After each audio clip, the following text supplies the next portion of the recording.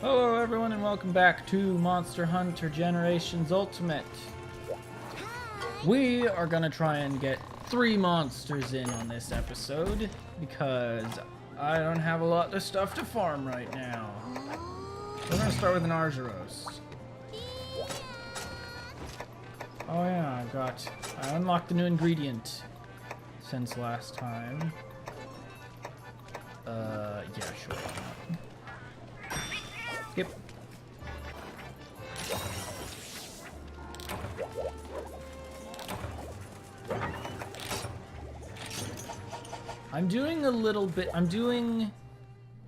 Okay, as I was saying, I'm doing a mix of,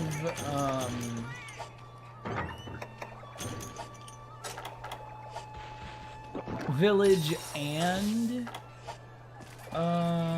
hub quests, and the reason for that is because the village quests unlock a whole bunch of different things for us, such as hunter arts, ingredients, etc., etc. All kinds of good things. Gotta go fast. I think he's in 5 because he's a honey badger. Not actually a bear. Arzuros is kind of a mix between a badger and a bear, basically. And the color blue, that too.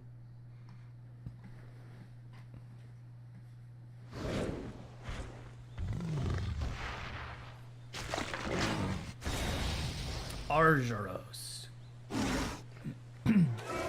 Let's dance. Seems itty bitty.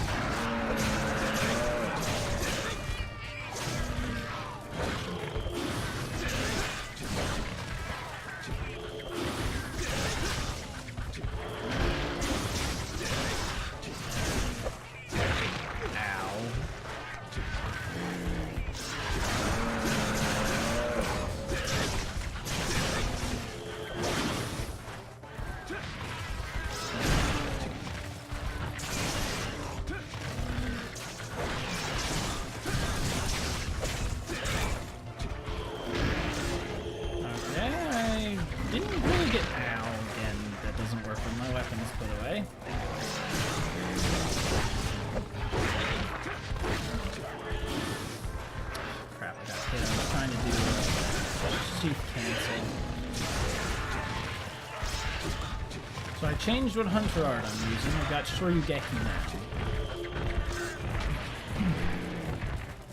It's a 2-hit strike. There's a small slash at the start and then a giant, powerful uppercut with the shield. Very high stunning potential.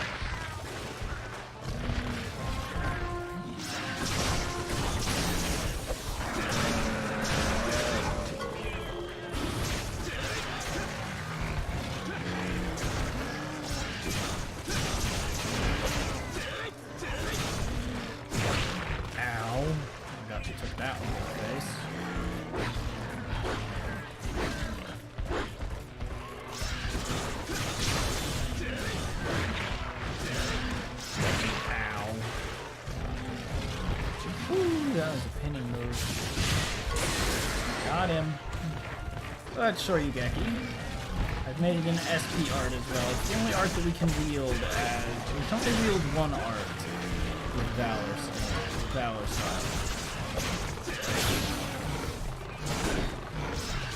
Arzuros' arms are very strong, but they are also really unbreakable hard armor.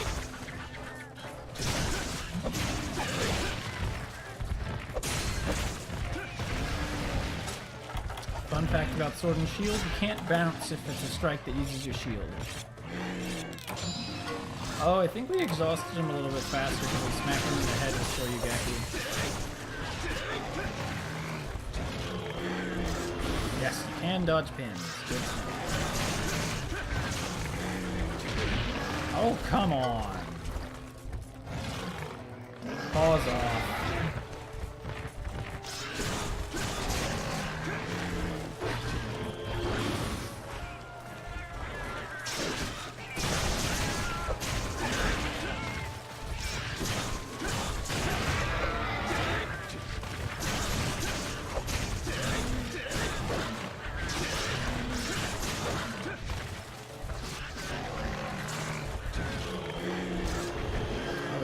straight up missed. My weapon sharpness has gone down, so now I can't hit his arm without bouncing. So sharpen again. I can't there's an oil for Sword and Shield called Mind's Eye Oil. I can't currently obtain it, but it prevents your attacks from bouncing. They still do reduced damage, because they technically are bouncing, but it removes the recoil from bouncing. I haven't broken his arms, have I? No.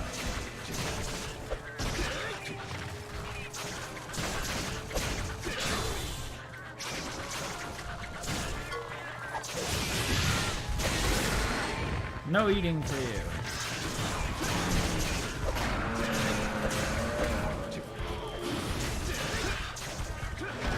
So if you interrupt the monster while they're eating, they don't get the energy back, but they typically enrage afterwards, so it doesn't really matter.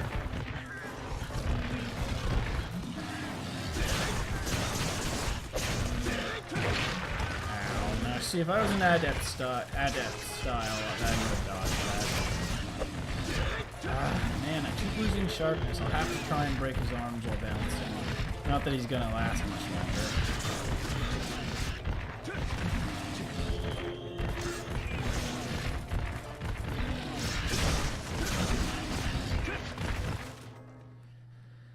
Do. Hold still, please.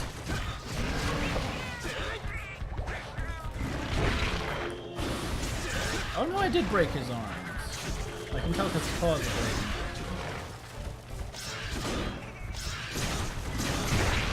Still hard as rock, but... I think, if I'm not mistaken, Arzuros is weaker around the back end.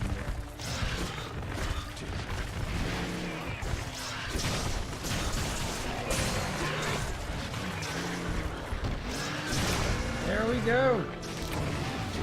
A little over 5 minutes.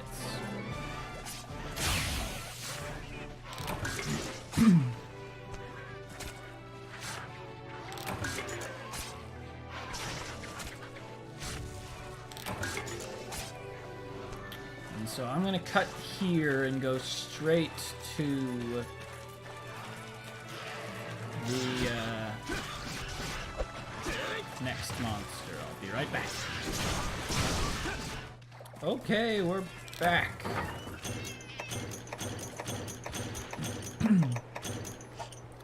This time we're here to hunt a Bulldrome, and if you remember the naming rules I explained in the past, dromes mean the alpha of a certain species of small monster. In this case, it's the alpha of the Bullfango. But unlike all of the other drome that we've faced so far, which have been bird wyverns, this one's a fanged beast. You'll see what he looks like. I think he should be in 6 through 8, if I'm not mistaken. There are a few areas on this map where monsters cannot appear. There are a few areas on every map where monsters cannot appear. It's been a while, so I don't remember what all of them are. Oh boy. I'm pretty sure they can't appear in 1, 2, 5, and that's it. I know they can appear through 6 through 8. I'm pretty sure they can appear in 3 and 4.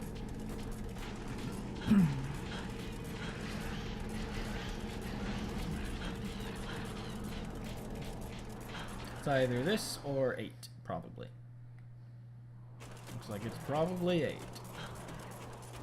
I'm saying probably a lot, mostly because I don't know what I'm talking about. I mean, I half know what I'm talking about. Knowledge is a very important part of Monster Hunter. Knowing a monster's weaknesses, where to hit them. All kinds of good things like that help you become much better at the game. So, I mentioned in the past that I hunt on instinct, but I also, alongside my instinct, I also use my knowledge of the monster to my advantage. So this is a Bulldrome, and these is the Bullfango that it's the alpha. Bulldrome are horrifically annoying. kind of wish that I had range weapons right now.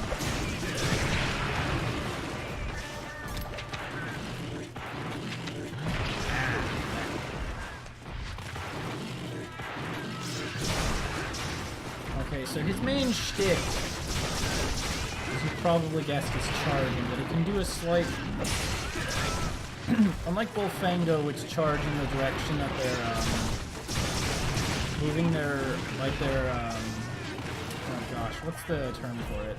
That, the scraping of the hooves. Bullfango will always go in the direction that they're standing in whenever they scrape their hooves, but a Bulldrome will alter his course. Like that. Which is why I'm trying to avoid his front end. Another thing different about Bull drones compared to the bird wyvern drones is he doesn't really call other Bullfango to help.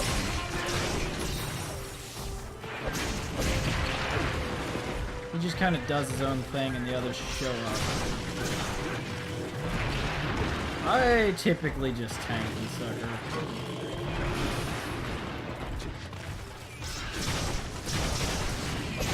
I should have brought my hammer, because I tested out hammer with Valor style, and it is awesome. You lose access to a lot of your base hammer moveset. And when I say base set, I mean guild style, so the way that you normally fight with the weapon.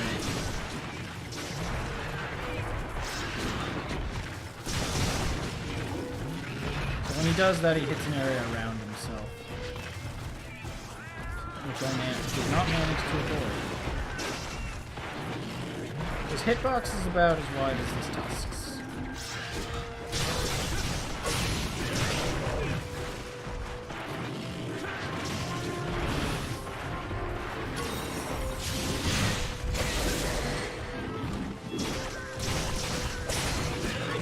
So used to having Shoryugeki 3, which does 2 more strikes.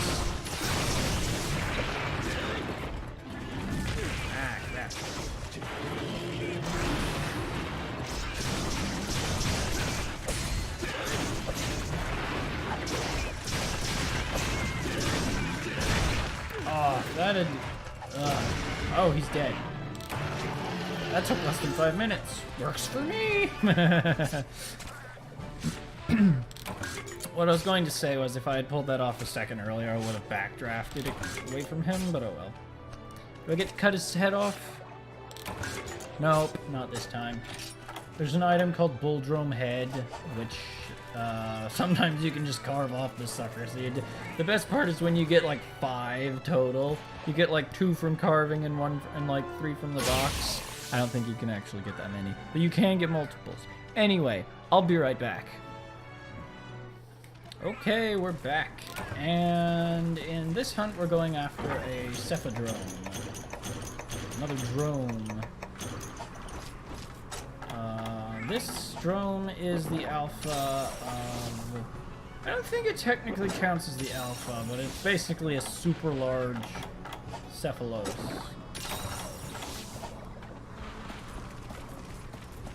And he's probably going to be in 7. So this quest will help us gain access to 3-star quests.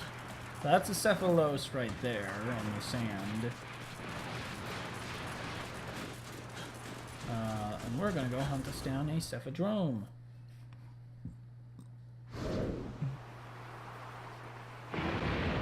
And that would be him.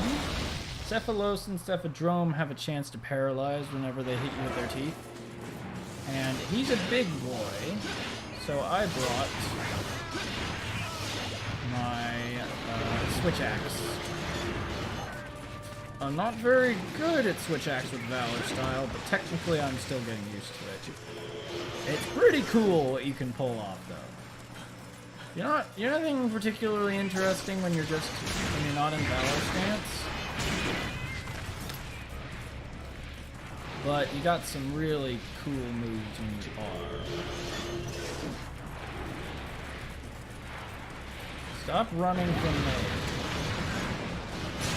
gonna do his belly slide. The Cephadrome have quite a few breakable parts. You can break their head. I think you can break their side fins, which are like their wings. You can break their tail fin, their dorsal fin, their head, and I think their wings. That last one might not be right. Also, they give you water blight. Oh, we gotta move.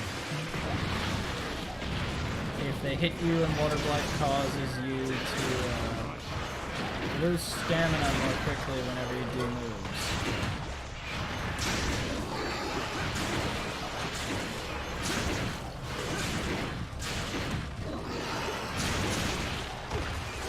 What? Hit.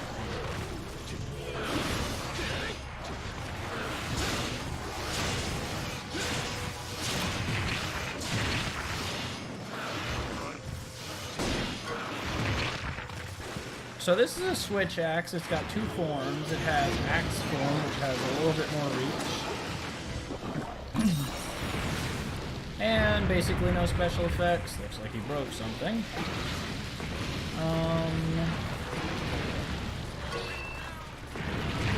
Up and move. And then it has this. It's sword form. Sword form bow hits harder just because.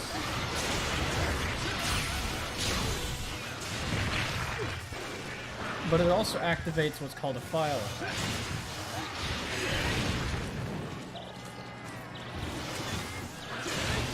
Ow.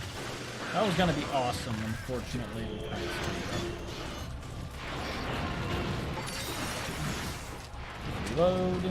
So the bit that we just reloaded is the file. That's the gauge at the top of our screen above our Valor gauge. Let's see if we can get this off. Nope, not even slightly. The hip check of doom occurred mid-trance slash. Trance slash is an amazing ability if you can pull it off. Does a lot of damage. Especially cool. I don't know how to hit. Is it minus? Yes, it's minus. Ow. Wrong time to be experimenting with which button is the kick button. The kick can be very useful. If it's useful because it does contact. So if you're hunting in a group, for example, you can kick someone if they're stunned or paralyzed. I think that's it. It might need to be heavier damage in order to knock them out of something like paralysis. But it'll fix stun. Oh my goodness, would you sit still? This guy's worse than a Plesioth, which is saying something. And then of course you get close and he doesn't.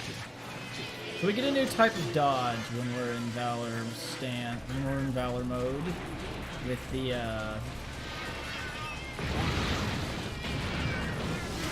switch axe. It's more effective and versatile.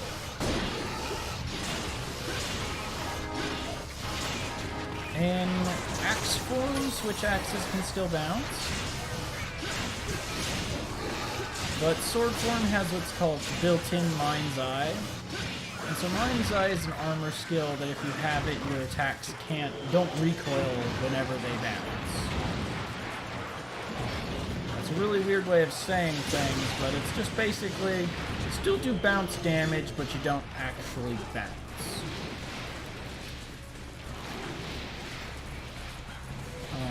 And basically,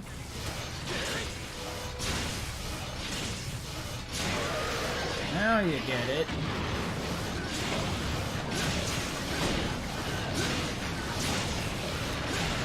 Sword form has it built in. You don't need the armor skill to use it. That's our... Ow, there's a hip check of doom again. Reload. Not typically wise to do around the monster, but I do what I want.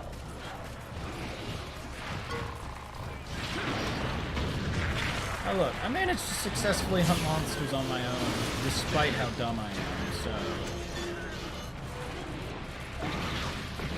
I must be doing something at least half right.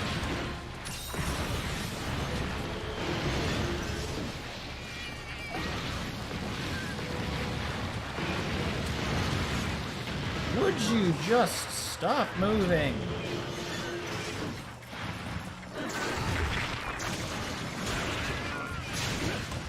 I'm really hoping for a mount there, but oh well. Can I get one now? Yeah, I can. Want some free damage on something.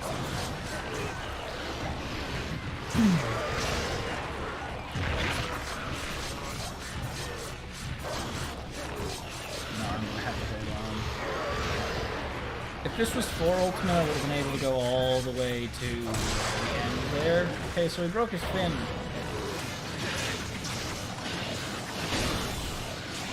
Oh, it's Trance Slash time.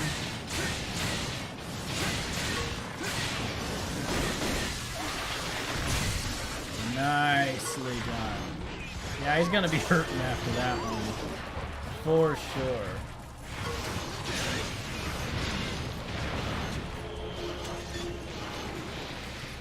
Reload so that when we get to him, he's going to 3.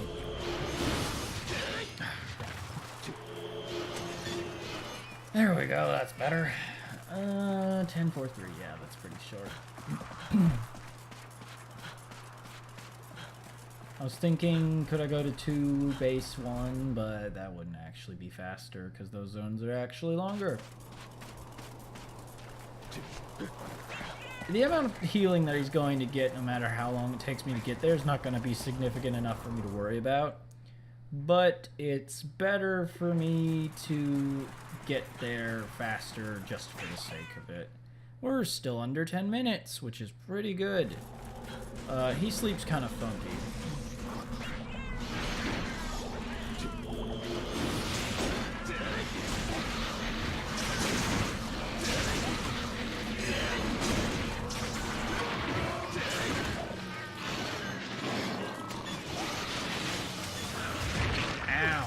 Show off one of the moves that I get exclusively for this mode.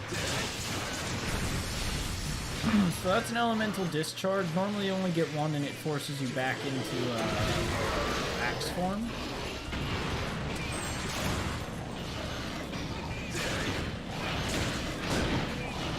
That's supposed to be bounce proof, I thought, but oh well.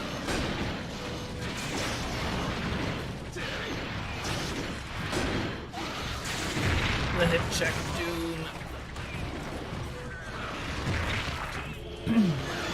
His hip check of doom is nothing compared to the Plesioth. Plesioth are an aquatic monster that has effectively the same body shape, body type as Cephadrome even. Sit still for 5 seconds, I dare you.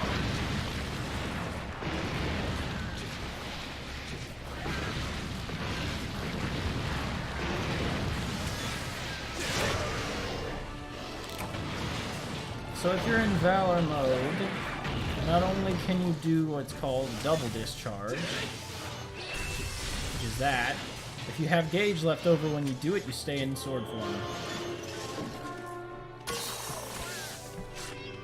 Pretty handy, that.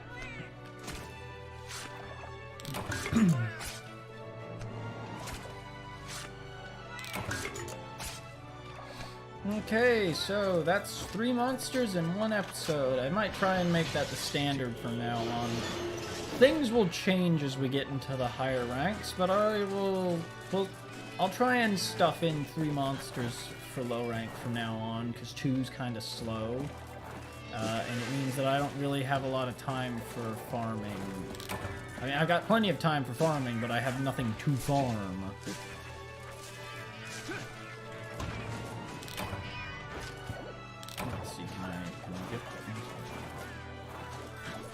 No, I want a thumbnail. Come on.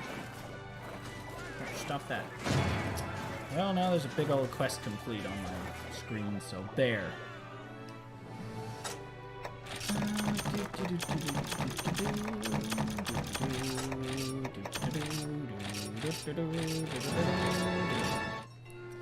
Okay. That's gonna call it for this episode of Monster Hunter Generations Ultimate. Hope to see everyone in the next one. Thanks everyone so much for watching. If you enjoyed this video, please leave a like to let me know and subscribe if you'd like to see more. I hope you all have a wonderful day, and I'll see you in the next video.